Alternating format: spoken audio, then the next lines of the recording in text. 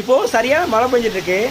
நம்மளோட inverter supply பண்ணுறவங்க supplier, நீங்கள் என்னென்ன சப்ளை பண்ணுறீங்க? அது விகார்டு, எக்ஸைடு, எஸ்எஃப் இதெல்லாம் நீங்கள் சப்ளை பண்ணுறீங்க, மல்டிபிள் சப்ளை பண்ணுறீங்க.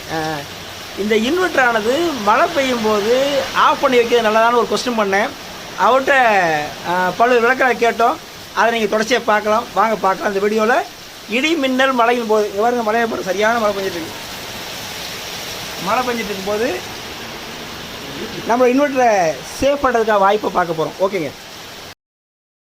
அப்போது கண்டிப்பாக இன்வெர்ட்டரை ஆஃப் பண்ணி வைக்க முடியுமா? ஆஃப் பண்ணி வச்சா காப்பாற்றலாமா?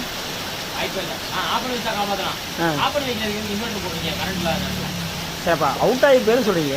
இவ்வளோ மழை பெய்யுது, ரன்னிங் தான் வச்சுருப்போம். நான் என்ன சொல்கிறேன், இப்போது நீங்கள் பார்த்தீங்கன்னா காமன் நியூட்ரல் யூஸ் பண்ணி பண்ணுறானுங்களா? ஒரு வயர் மட்டும் கொடுத்து அவுட்புட்டில் 2 வயரை எடுத்து யூஸ் பண்ணுறான்னு வச்சுக்கோங்களேன். அப்போ நீங்கள் ஈபியை சுத்தமாக கட்டாக பண்ணலாம்ல? டிவி இருக்குல்ல, டிவி 2 வயர் தானே சொல்லுவீங்க. ஆமாம், ஏன் போகுது இடி தான். நான் சொல்கிறேன், ஈபியோட இன்கமரே ஆஃப் பண்ண புரியல. இவ்வளோ மழை பெய்யும் போது ஈபி இன்கம் மெயின் இருக்கு இல்லையா? இப்போ ஒன்றும் இல்லை, இந்த இடத்துல நாம் இங்கே ஒரு இன்வெர்ட்டரை போட்டு இப்போ ரன் பண்ணியிருக்கோம் இல்லையா? ஈபி ஆஃப் பண்ணிடுவீங்க, நியூட்ரல் டைரக்டாக தானே இருக்குது. ஆமாம், நானே சொல்கிறேன் கேட்டாக்க. நான் என்ன சொல்கிறேன், இங்கே இப்போ மெயின் ஆஃப் இருக்க பார்த்தீங்களா? இங்கே மெயின் ஆஃப் பண்ணிட்டீங்க. ஆஃப் பண்ணிட்டேன். இப்போது நியூட்ரல் அண்ட் ஃபேஸ் ரெண்டுமே இங்கேருந்து போயிட்டுருக்கு. அது தெரியுமா? இந்த நம்ம யூஸ் பண்ணக்கூடிய இந்த இன்வெர்ட்டரை பொறுத்தவரை நியூட்ரல் ஃபேஸ் ரெண்டுமே கொண்டு வந்து மேலே லிங்க் பண்ணியிருக்கேன். அதெல்லாம் பார்த்து சொன்னாக்க ஈபியை சுத்தமாக டிஸ்கவர் பண்ணியாச்சு. அந்த மாதிரி பண்ணும்போது இன்வெர்ட்டர் சேஃபாக வாய்ப்புண்டா?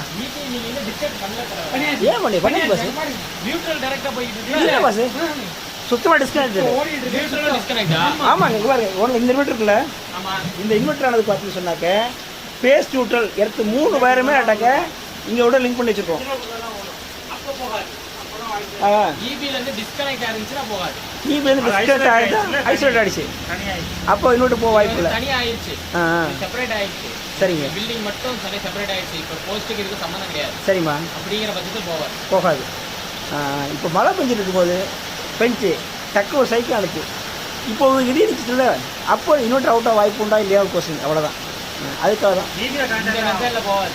அதாவது டக்க ஈபியை சுத்தமாக டிஸ்கனெக்ட் பண்ணிட்டா சிக்கல் இல்லாமல் தவிர்க்கலாம். சரி, ஓகே, நன்றிம்மா.